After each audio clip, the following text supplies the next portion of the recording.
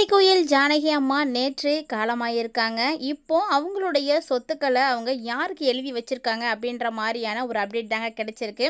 அந்த உயிலில் அவங்களுடைய சொத்துக்களில் 4 பாகங்களாக வந்து பிரிக்கணும் அப்படின்னும், இந்த 4 பாகங்கள் யார் யாருக்கு வந்து போக போகுது அப்படின்றத பற்றியும் அவங்க சுய நினைவோடு இருக்கக்கூடிய நாட்கள்லே தெளிவாகவே வந்து உயிரெழுதி வச்சுருக்காங்க. ஸோ அதை பற்றின அப்டேட் தாங்க நமக்கு கிடைச்சிருக்கு. அதை தான் இந்த பதிவு நம்ம டீட்டெயில்டாக பார்க்க போகிறோம். அதை தெரிஞ்சுக்கிறதுக்கு முன்னாடி ஜானகி அம்மாவை யாருக்கெல்லாம் ரொம்ப பிடிக்குமோ மறக்காமல் வீடியோக்கு ஒரு லைக் பண்ணிக்கோங்க.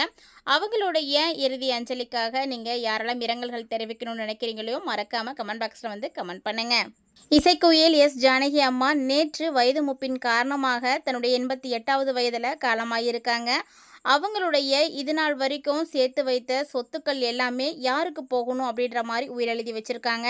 ஜானகி அம்மாவோடைய கணவர் உயிரோடு இருந்த காலத்தில் எல்லா சொத்துக்களுமே அவருடைய பேரில் தாங்க இருந்திருக்கு.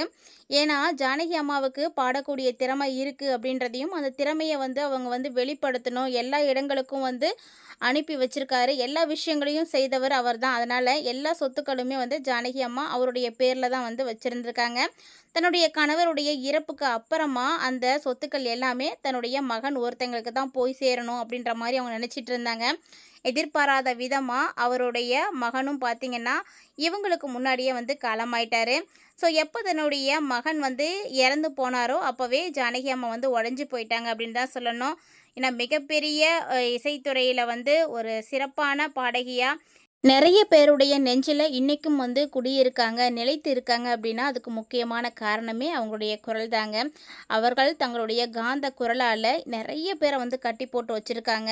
ஸோ அப்படிப்பட்ட மிகப்பெரிய இசை ஜாம்பவானை வந்து நம்ம இழந்திருக்கோம்.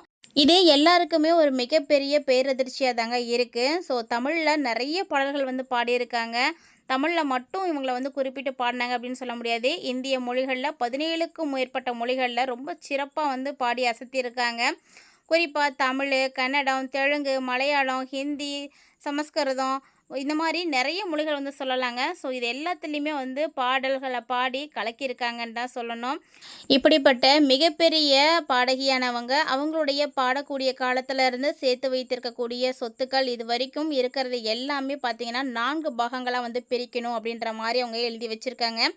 அந்த 4 பாகங்கள் சொத்துக்கள் வந்து யார் யாருக்கு வந்து போக போகுது அப்படின்னா, அவருக்கு கணவர் கிடையாது, அதே மாதிரி மகனும் வந்து இறந்துட்டாங்க.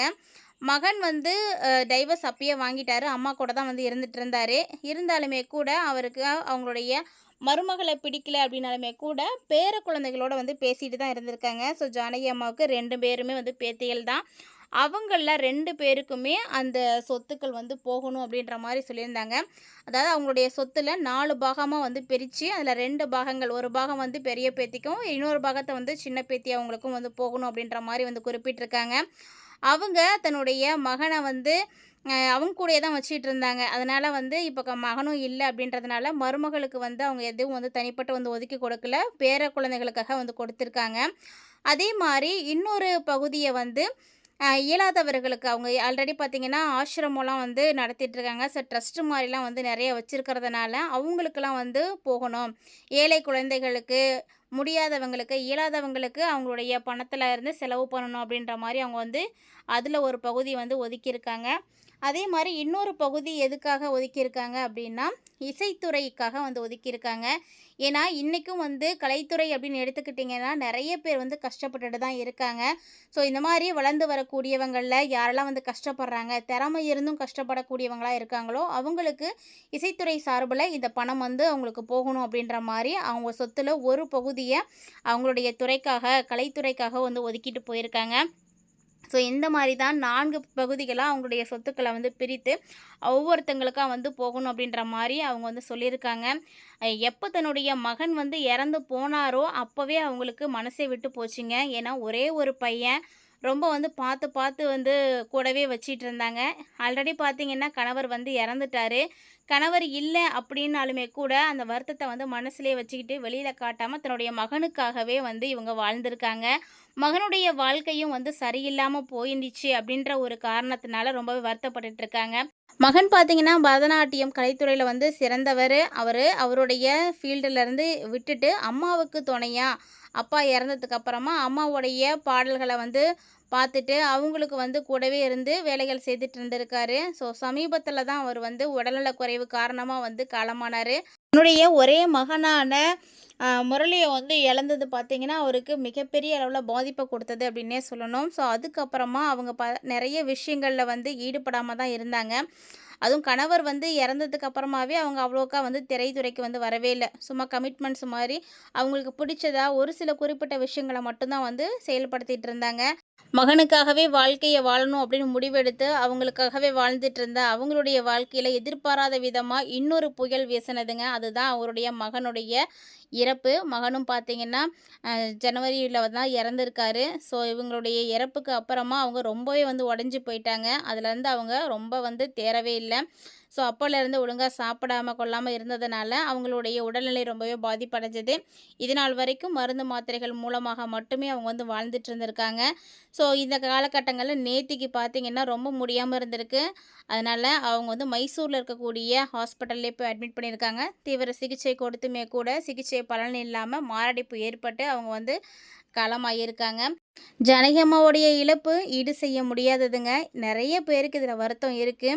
ஏன்னா, இவங்க நெறைய லெஜெண்டரியோட வந்து பாடியிருக்காங்க. நெறைய பேர் வந்து எப்படி இவங்க பாடுறாங்க அப்படின்னு புகழ்ந்து பேசியிருக்காங்க. ஸோ, அந்த அளவுக்கு இவங்களுடைய குரல் வளம் இருக்கு. இசையில அவங்களுக்கு ஆர்வம் அதிகமா இருந்திருக்கு. அதுக்காக நெறைய அர்ப்பணிப்புகள் வந்து செய்திருக்காங்க.